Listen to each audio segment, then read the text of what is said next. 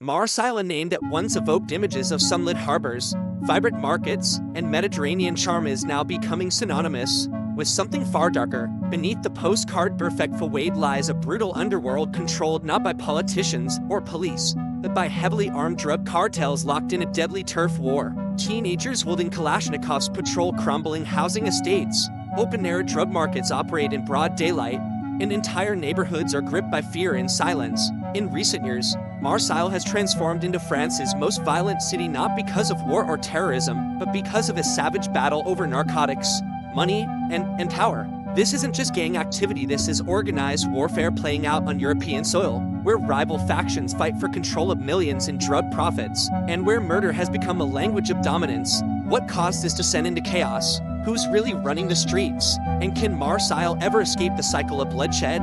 This is the untold story of Gangland Marseille. Marseille, a coastal jewel of the Mediterranean, known for its ancient harbor, sun-soaked boulevards, and vibrant multicultural streets. But beyond the cafes, markets, and tourist snapshots lies a darker reality, one hidden from the brochures and travel blogs. A war is raging here, not one fought with tanks or missiles, but with automatic weapons, street executions, and a deadly battle for control. Welcome to Gangland Marseille, a city caught in a brutal and growing war between rival drug cartels. Once hailed as France's vibrant gateway to the Mediterranean, a city known for its cultural diversity, historic architecture, and seafaring legacy, Marseille now dominates the headlines for a far more sinister reason: an alarming and ever-growing wave of violence. Over the past decade, it has transformed into one of Europe's most dangerous urban battlegrounds, where gunfire is no longer shocking but expected, and murder has become disturbingly routine. Behind this descent lies a brutal and complex turf war, a relentless struggle for power between rival drug cartels that operate not in the shadows, but openly, ruthlessly, and with terrifying efficiency. What fuels this chaos is a lethal combination of poverty, neglect, and the enormous profits to be made from the drug trade. In the poorest districts of Marseille, drug trafficking has become a parallel economy, one that offers quick wealth and status to those who see no other future. As a result, heavily armed gangs, often made up of teenagers and young adults, now fight openly over control of points de deal, lucrative drug selling spots that can generate tens of thousands of euro. As each day, the stakes are high, and the violence is unforgiving. Executions are carried out in public.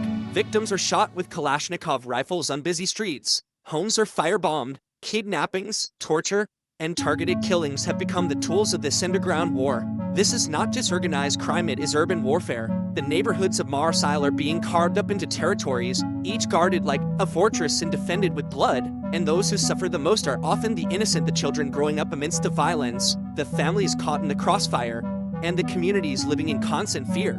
To understand today's violence, we must first look back. Marseille's connection to organized crime dates back to the early 20th century. During the era of the infamous French Connection, the city was at the heart of a global heroin trade linking Europe to the United States. Corsican mafias controlled the ports, processing labs operated in plain sight, and Marseille became synonymous with drug smuggling. But while that network was dismantled decades ago, the criminal roots it left behind never truly disappeared. In recent years, a new generation of criminals has emerged, younger, more ruthless, and far less disciplined than their predecessors. These gangs operate within the sprawling housing estates of northern Marseille, places like La Castellane, Les Flamands, and Felix Bayat. These are not just poor neighborhoods, they are territories, each controlled by a specific crew. Each point of sale, or point de deal, a vital piece of the drug distribution network. These points de deal can generate tens of thousands of euros per day. Controlling one can make a gang rich overnight. Losing one can spark deadly retaliation. That's why the violence is so brutal. This isn't random street crime, it's calculated warfare. And the soldiers, many of them are barely teenagers. Children as young as 12 are recruited as lookouts, couriers, and runners. By the age of 16 or 17, some are already handling weapons, enforcing debts, and taking lives.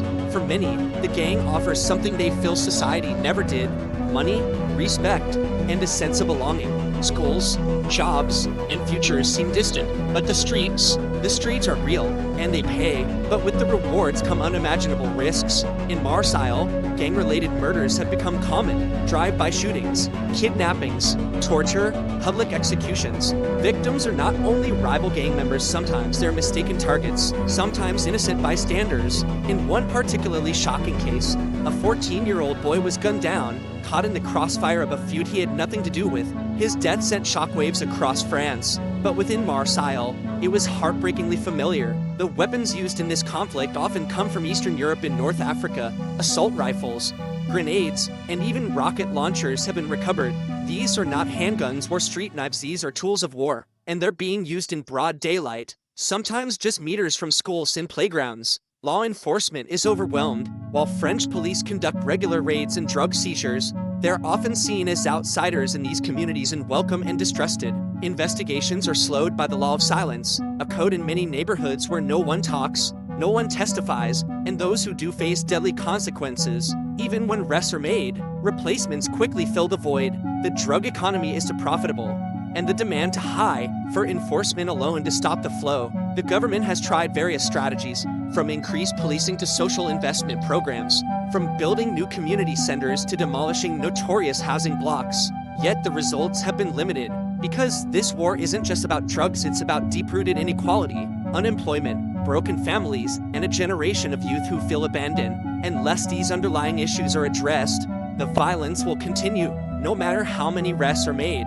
Meanwhile, the gangs themselves are evolving. They're not just dealing in cannabis anymore. Cocaine and heroin have become major moneymakers. Some groups are branching out into cybercrime, human trafficking, and weapon smuggling.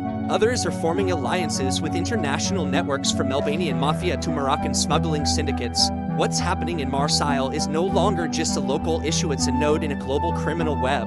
And then there's the fear, the kind that grips entire neighborhoods. Parents afraid to let their children walk home from school. Shopkeepers forced to pay protection money. Residents too scared to speak out. Fear has become the background noise of daily life.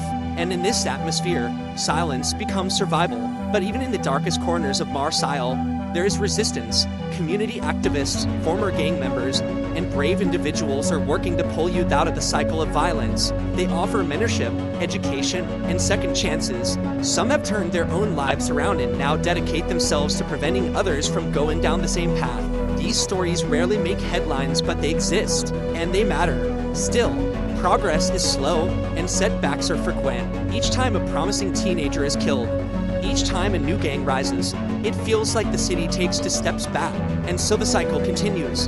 Guns are passed down like heirlooms, streets become graveyards, and Marseille bleeds in silence. So, what will it take to stop the war? There are no simple answers. Reducing demand, cutting international supply chains, rebuilding trust in law enforcement, and investing deeply in education and employment are all part of the solution. But none of it will happen overnight. It requires political will, public support, and a recognition that Marseille's crisis is not just its own. It's a reflection of what can happen when a modern city is allowed to fracture, when inequality festers, and when generations are left behind. Marseille is a city defined by contrasts, a place where breathtaking Mediterranean views and centuries of history coexist with street warfare and social despair. Once a proud gateway that connected France to the rest of the world through its bustling port, Marseille now finds itself besieged not by foreign invaders, but by internal decay plagued by drugs, weapons, and a new generation of criminals more ruthless and unpredictable than ever before. The same streets that echo with the sounds of local festivals and markets also reverberate with the chilling crackle of automatic gunfire.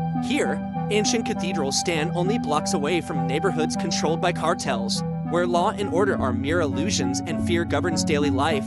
Yet, despite the chaos, Marseille is not a city that surrenders easily. Beneath the headlines and the statistics, beyond the police raids and political promises, there are stories of quiet resistance, of mothers raising their children with dignity in the heart of gang territory, of teachers who refuse to give up on students surrounded by violence, of former criminals who now mentor at-risk youth to break the cycle. These are not tales of miracles, but of perseverance.